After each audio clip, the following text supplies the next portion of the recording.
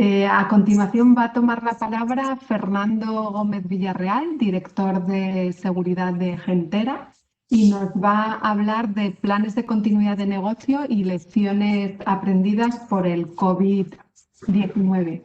Bienvenido, Fernando. Muchas gracias por estar con nosotros y tienes la palabra. Muchas gracias, Ana. Muchas gracias, Javier. Primero que nada, pues muy honrado nuevamente de estar en este Congreso Mexicano de Protección de Infraestructuras Críticas por segundo año y muchas gracias por la invitación. Y Ana y mis compañeros ahí panelistas, Vic, Toño, Luis. Yo les quiero plantear el tema de continuidad de negocio de cara a qué fue lo que aprendimos con esta pandemia COVID-19, ¿no? Si bien todos teníamos y teníamos en nuestros estantes el tema de pandemia.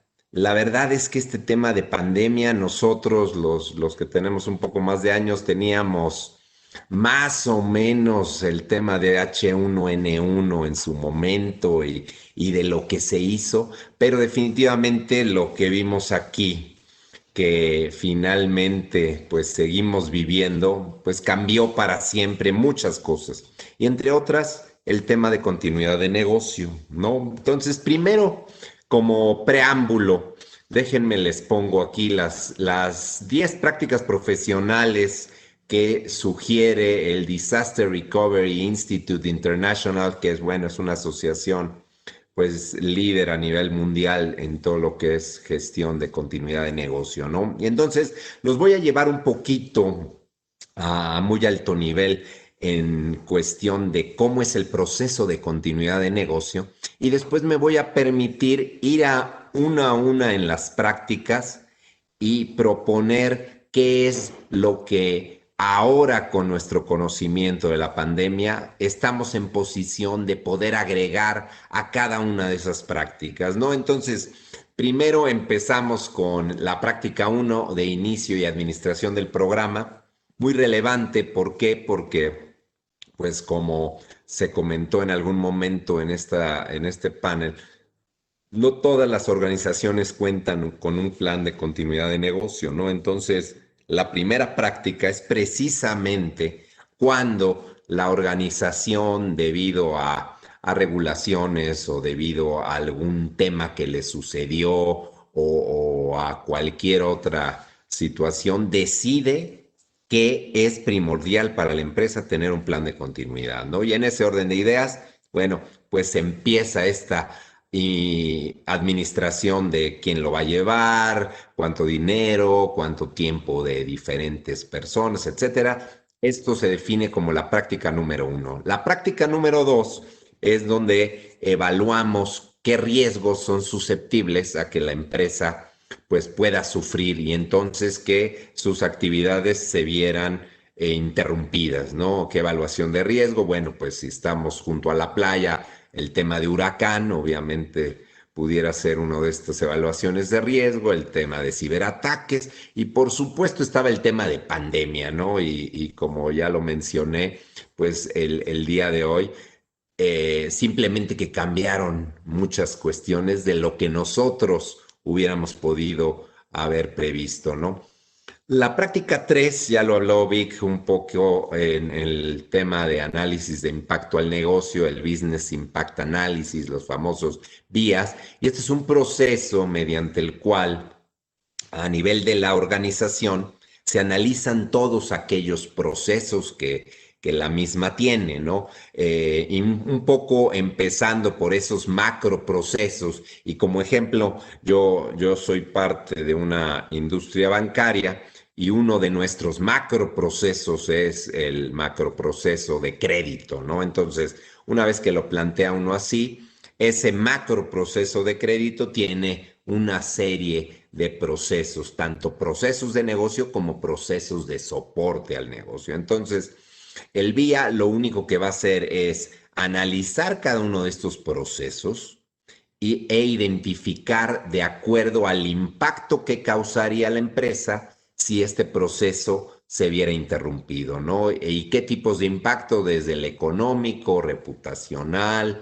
un poquito en cuestión de clientes, en cuestión de presupuesto, etcétera, etcétera. Entonces, una vez que yo defino esto, al final me quedan aquellos procesos que con ciertos criterios que previamente se establecieron, yo decido que esos procesos son parte de ese plan de continuidad. Yo no voy a querer, porque resulta impráctico, el tener un plan de continuidad que prevea que todos mis procesos vayan a estar recuperándose de manera eficiente, porque pues esto provoca una serie de cosas, entre otras, pues el gasto no es menor, el tema de asignación de recursos, etcétera. Y entonces yo aquí decido cuáles van a estar en mi plan de continuidad, ¿no? En mi práctica número 4, una vez que yo defino esos procesos, a cada uno de estos procesos yo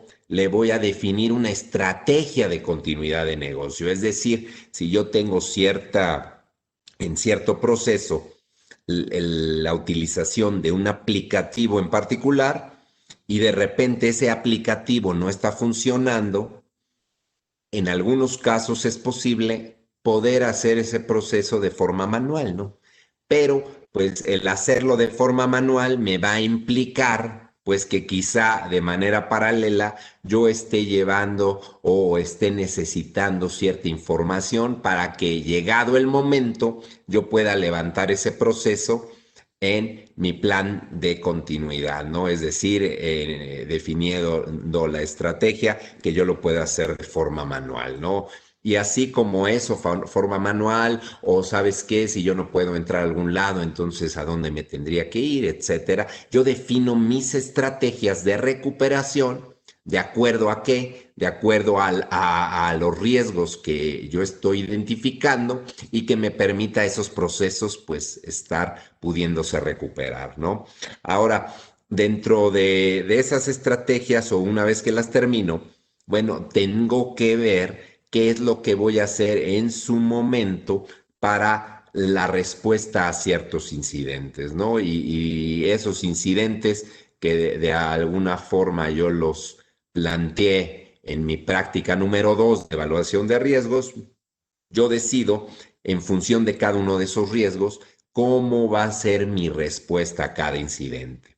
En mi práctica 6, yo desarrollo e implemento el plan, ¿no? Bueno, ya tengo el gran marco, tengo el apoyo de la alta dirección, sé qué riesgos estoy yo sujeto, ¿no? No voy a considerar el tema de un ataque por bomba nuclear, si la probabilidad y no juzgo que sea correcta como para asignar recursos de esta índole, pero sí aquellos que son más probables y que puedan tener un impacto mayor, ¿no? Entonces ya definí mis procesos críticos, ya tengo mi estrategia para recuperar estos y ya tengo mi respuesta a diferentes incidentes. Ahora plasmo un plan, ¿no? Que después en mi práctica 7, que implica concientizar a todo mi público, ¿no? ¿A qué público? Pues yo voy a tener generalmente empleados que sean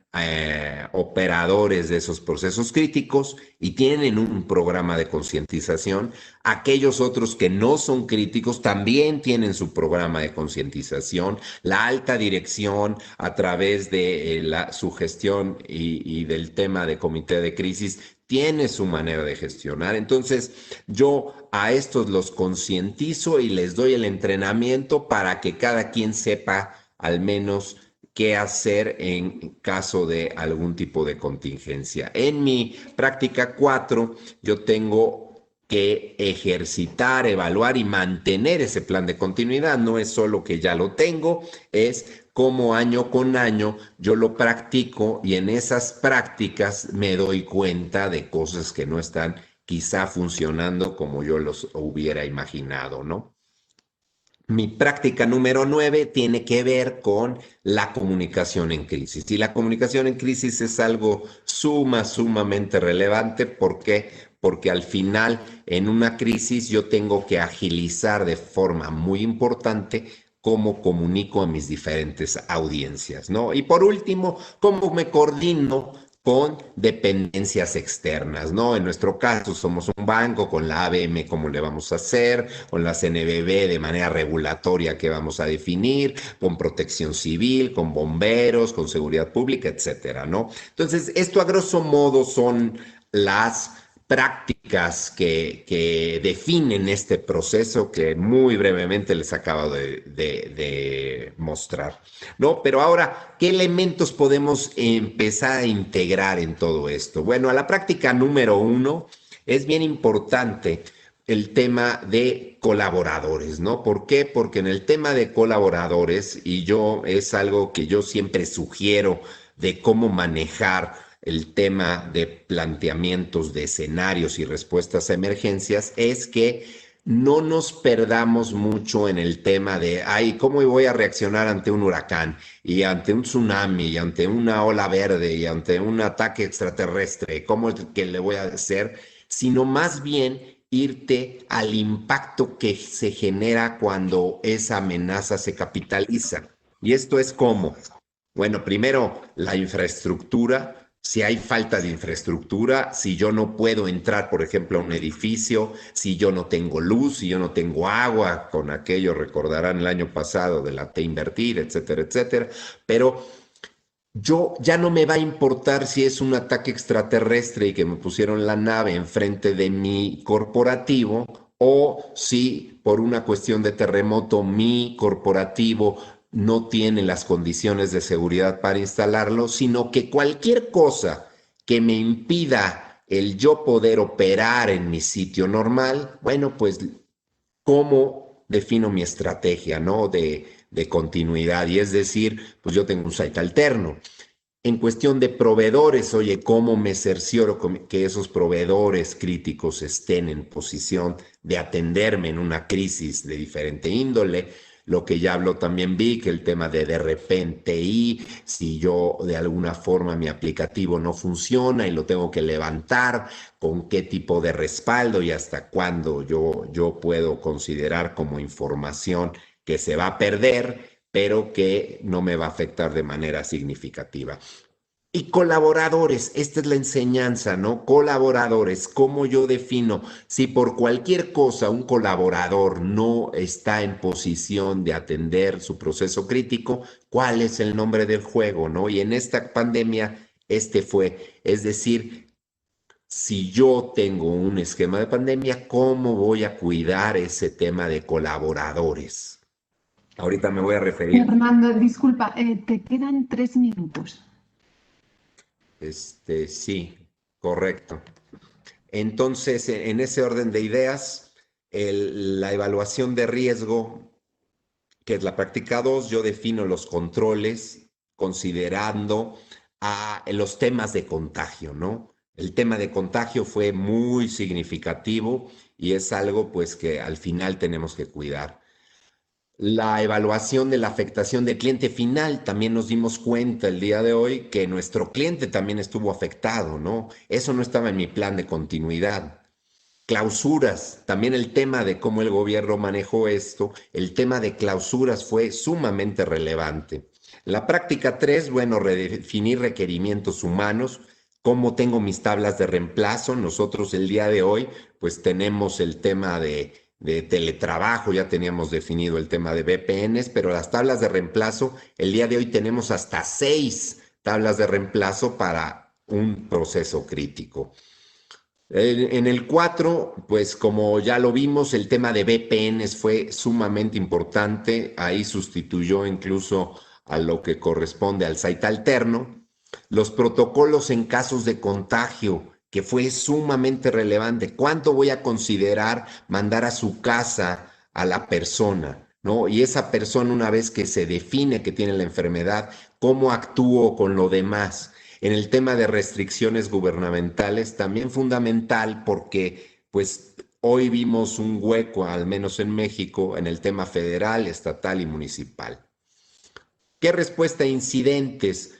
Tengo que ver dónde tengo concentración de gente en corporativo y dónde tengo disgregada mi operación y de alguna manera tengo algún grado mejor de flexibilidad, ¿no? Definir mi operación y mi comunicación. Los tres ejes principales que el comité de crisis lo hizo para empezar esta pandemia fue salud, operación y comunicación. Esa es mi respuesta a incidentes. ¿Cómo desarrollo el plan? Pues evidentemente un protocolo de clausuras que implicó una serie de equipos multidisciplinarios y también todo lo que ya sabemos de barreras, gel, equipo de protección personal, señalítica, etcétera, ¿no? Por último, lo que corresponde las prácticas del 7 al 10, pues evidentemente en concientización todo lo que aprendimos, poder, porque se nos va a olvidar, ¿no? En 2 años, 3 años, 10 años, hay que volver a recordarle a nuestra gente qué se vivió y qué tenemos que hacer. Definir protocolos específicos de trabajo a distancia, pero también de cómo transportarme en transporte público, cómo mi operación se modifica. En el tema de la práctica 8, pues evidentemente el escenario de pandemia modificado, así como lo dijimos, y posteriormente la fase de comunicación que para nosotros fue bien relevante, y definitivamente si no hubiéramos estado apoyados en herramientas tecnológicas como FACT24, que de un teclazo puedes al mismo tiempo tener mensajes a diferentes audiencias, o el WhatsApp, o mail, etcétera.